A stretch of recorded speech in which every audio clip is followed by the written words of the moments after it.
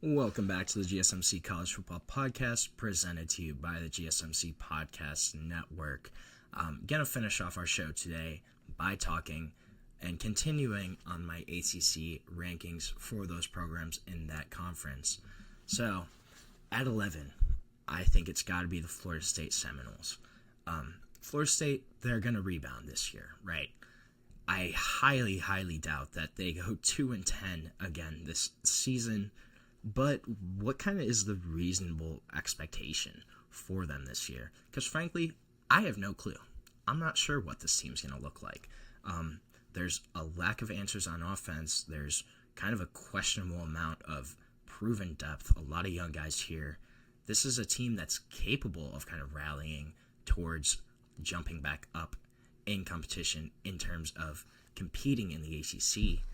Are they going to do it, though? I'm curious to see how Thomas Castellanos is going to be as their quarterback that they bring in. Experienced guy, kind of lost his job halfway throughout the year at Boston College. It was an interesting situation. He wasn't playing poorly, but didn't really fit what Bill O'Brien was trying to do there. So got benched for Grayson James, left the program right away, and is now at Florida State. And he's going to reunite with new offensive coordinator Gus Malzahn. I'm really interested to see kind of how Gus Malzahn performs this year as an offensive coordinator, stepping back down into that role. Will he kind of be akin to Chip Kelly, who stepped down at UCLA, took over as the offensive coordinator at Ohio State, and had a huge impact on that offense? That's certainly very possible. Or it's possible he kind of falters in that role. Then you also have new defensive coordinator, Tony White, from Nebraska, another guy that could potentially help change and turn things around, but gonna have to wait and see about that. This is a roster that had some big turnover. They lost 23 guys, brought in 23 guys to replace those dudes, but they have a couple pieces that they brought in that I really like. You have a couple guys on the offensive line, Micah Pettis coming in from Ole Miss, Luke Pettibon from Wake Forest. Luke Pettibon was a guy that was all ACC honorable mention last year, started every game for Wake Forest. So a couple guys that can step right in on that offensive line and start, or at the very minimum, give them some experienced depth pieces that are there in that unit. The skill guys, this is going to be interesting. They don't have a lot of proven dudes. I'm also curious to see Squirrel Wright coming in from Tennessee. How will he perform at Florida State? Is he going to kind of give Castellanos another option or not? We're going to have to wait and see. That's a team I have a lot of question marks about. Right ahead of them, I have Castellanos' former team in the Boston College Eagles.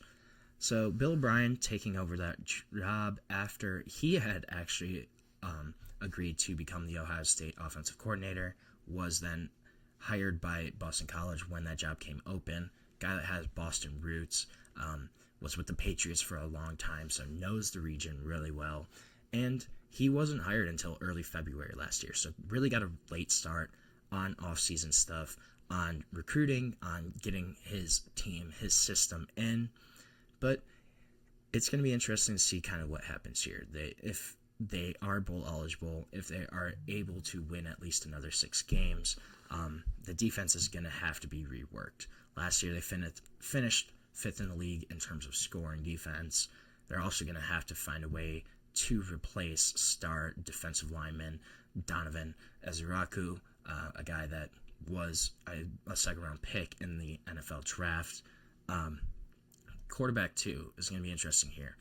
You have incumbent Grayson James, who honestly did not perform poorly last year. Completed 64% of his passes, 6 TDs, couple interceptions, and ran for 3 touchdowns for Boston College, kind of after he took over for Thomas Castellanos.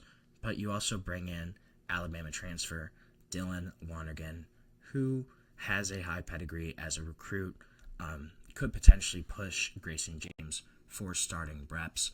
That's going to be an interesting situation there to kind of watch out for. I think this is going to be a team that not really sure kind of how they go.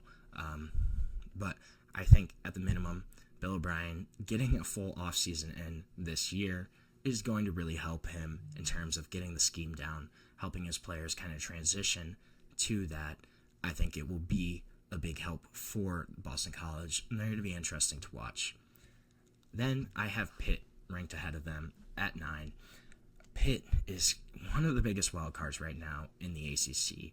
A team that lost 6 in a row to end the season last year, but they have a really promising younger quarterback in Eli Holstein, a guy that was also an Alabama transfer. And then you have some big, high-profile impact transfers on defense coming in from Ohio State, Oregon, other places.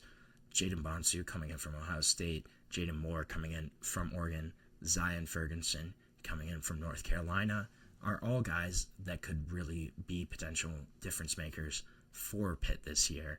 So if those guys can kind of step up on defense, if they can take over starting roles, this could be a team that makes some more noise in the ACC, especially if you get some more development from Eli Holstein. I think they could potentially make some noise, but they're really more of a toss-up right now.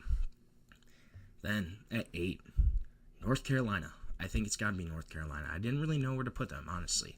UNC, pretty much the most scrutinized program in the ACC right now.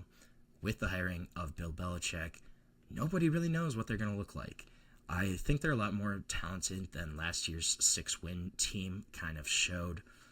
And they did bring in a pretty solid transfer class. So there's a couple pieces there for a good debut.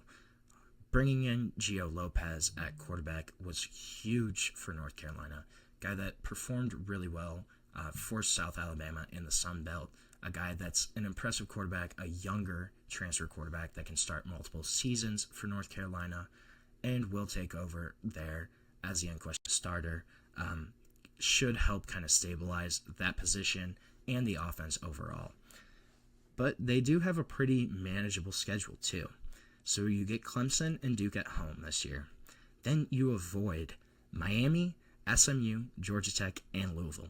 Don't have to play any of those teams, which are all really contenders for the ACC this year. Their toughest road matchup could be Syracuse, or they're also playing at NC State to end the season in rivalry week. So not a super difficult schedule. It's very manageable for North Carolina. It's just the big question marks here. Will Bill be able to transition? Will they be able to kind of develop and, he wants to run more of a pro-style type of organization. Will that work? Will that translate to college?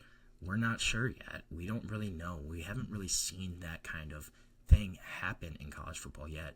So North Carolina, they have a big range here too. I think they could be anywhere from 5 wins to, 9, 10 wins potentially. But I just don't know what they're going to look like, honestly. So I kind of played it safe, went with them in the middle of the pack. I think it's a good spot for them right now. Ahead of them, I have Syracuse. Syracuse really impressed me last year. Fran Brown, as their head coach, led them to 10 wins, won 4 in a row to the end of the year, finished 22 in one poll, and they're going to lose Kyle McCord. That's going to be huge, right? Kyle McCord performed beyond expectations for the Orange last season, threw for over 4,000 passing yards, so going to be hard to kind of replace that production. You do bring in Steve Angeli, though, and Ricky Collins to kind of help those teams, help that position group out. I think that's going to be kind of interesting there. And I'm really, personally, a big believer in Fran Brown, in his coaching abilities. I was kind of curious on that hire when it first happened. However, they made it seem like that was a great hire from their performance last season. They do have a really tough schedule, though. You have to play at Tennessee, at Clemson, at SMU, at Georgia Tech, at Miami, and at Notre Dame. Then you also have home games against Duke, Pitt, Boston College, and North Carolina. So all kind of toss-ups there. this could go one of two ways for Syracuse. It's going to be really tough for them to replicate last year, but I think with some right coaching, with some improved play at certain positions, it's very possible. I don't know how they navigate that schedule, though, and don't come out with at least 4 losses. It's going to be really difficult for Syracuse. We're going to have to wait and see, though, kind of if Fran Brown really is that dude as their head coach. It's going to be exciting. So then, 6, I have Duke. Duke, I think, is getting a little bit disrespected, honestly. They've had 26 wins over the past 3 years across 2 different head coaches. They bring in Manny Diaz last year, kind of have a 9-win season, solidify their role in the ACC right now, and then you bring in Darian Mensah from Tulane to take over at quarterback, going to be an upgrade over Malik Murphy. This is a team that could for sure improve upon last season. They're going to have to hit the ground running, have non-conference games against Tulane, against Illinois, which are both going to be tough matchups for them. And then you also have early conference matchups against Syracuse, Georgia Tech, and Clemson. So we're going to find out early on if Duke really is that good.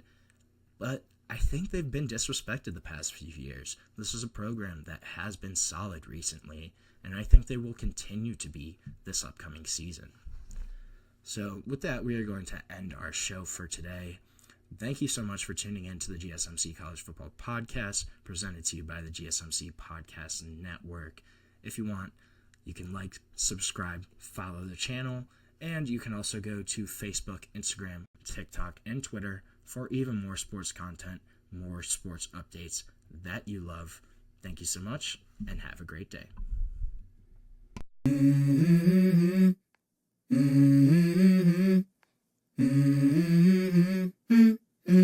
Let's go. I wake up to a little bit of drool on my pillow, feel like it's gonna be a bad day. Yeah, I'm tired of shit, and the coffee ain't hit yet, damn, ain't that great. I don't wanna go to